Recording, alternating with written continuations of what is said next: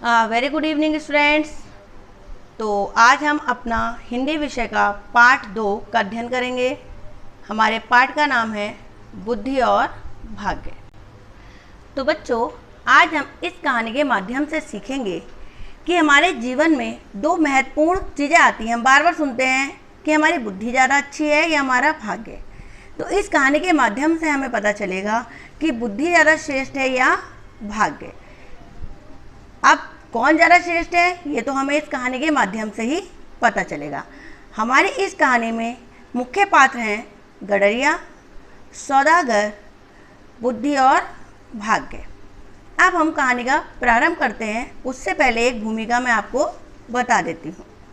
एक बार बुद्धि और भाग्य में तकरार हो गई।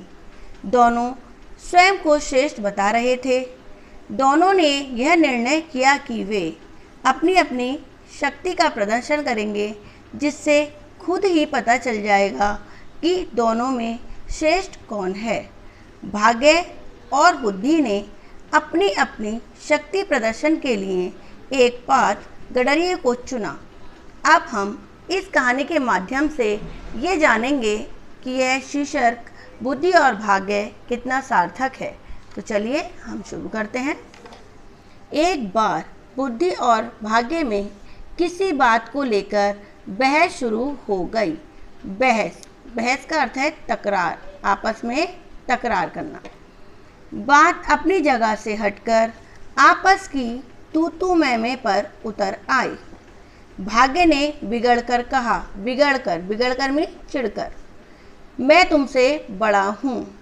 समझदार बुद्धि हंसकर बोली, यह तो मैं भी कह सकती हूँ, पर फिर बहस बढ़ेगी। क्या यह अच्छा ना होगा कि हम दोनों अपनी अपनी शक्ति में ताकत का प्रदर्शन में दिखावा या दिखाएं। प्रदर्शन करके देखें, जो जीतेगा वही बड़ा होगा। भाग्य यानी कि नसीब। भाग्य ने इस बात को स्वीकार कर लिया। दोनों अपनी अपनी शक्ति के प्रदर्शन के लिए एक जगह की खोज में चल पड़े। चलते चलते उन्हें एक गडरिया नजर आया, जो शांत भाव से अपनी भेड़ें चरा रहा था। उसे देखकर बुद्धि ने कहा, क्या तुम इसे वैभवशाली बना सकते हो? वैभवशाली में संपन्न या अमीर। क्यों नहीं, मैं चाहूँ तो इसे सम्राट बना सकता हूँ। भाग्य ने अभिमान से उत्तर दिया। अभिमान में घमंड। बुद्धि मुस्कुराती हुई बोली, अभागा में बिना भागे वाला।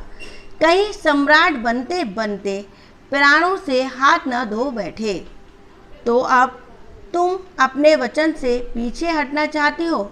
भाग्य ने गुस्से में कहा। गुस्सा अर्थात क्रोध। नहीं, बिल्कुल नहीं, मुझे स्वीकार है, तुम इसे सम्राट बना दो। मैं जब इसे लोगों पर शासन करते देख लूँगी, तब तुम्हारे सामने सिर झुका दूँगी, नहीं तो तुम्हें मेरे सामने सिर झुकाना पड़ेगा। ठीक है। यह कहते ही भाग्य ने गडरिये पर अपनी कृपा का हाथ रखा और उसका हाथ छोड़कर यह कहते ही भाग्य ने गडरिये पर अपनी कृपा का हाथ रखा और बुद्धि उसका हाथ छोड़कर एक दर्शक की तरह दूर जा खड़ी हुई। दर्शक में देखने वाले। गडरिया आगे बढ़ा।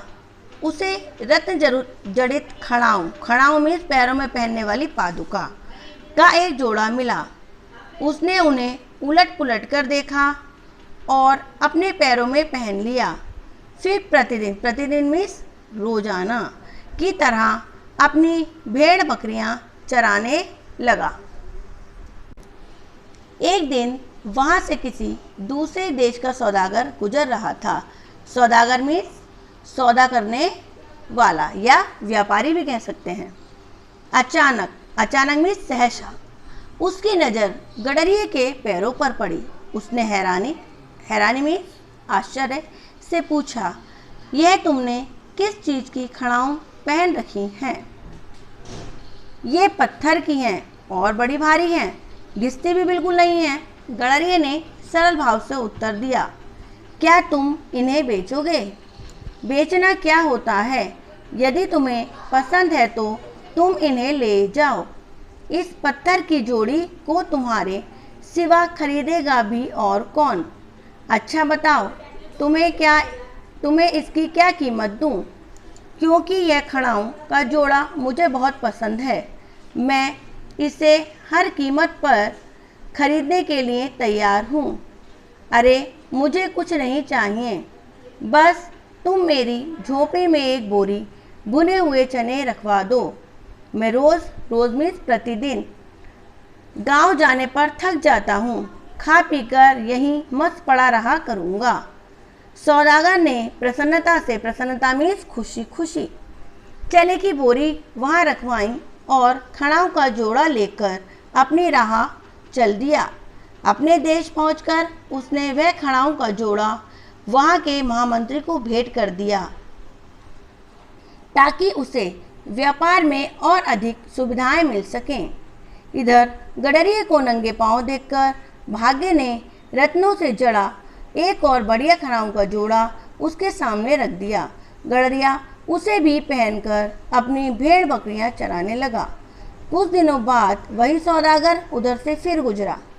रत्नों से जड़ा हुआ खड़ाऊ का जोड़ा उसके पैरों में देखकर आश्चर्यचकित हैरान रह गया और मन ही मन सोचने लगा, इस गडरिये पर भाग्य की अपार कृपा दिखती है। उसने गडरिये से कहा, तुम्हें ऐसी बढ़िया खड़ाऊ कहाँ मिल जाती हैं? अपने आप न जाने कौन आकर मेरी राह में रख जाता है, मैं तो बस इन्हें पैरों में पहन लेता हूँ। गडरिये ने सरलता से उत्तर दिया, क्या तुम इन्हें भी बेचोगे? हाँ हाँ, ले लो। यह कहकर गडरिये ने अपने पैरों से खड़ाऊ उतारकर व्यापारी के सामने रख दी।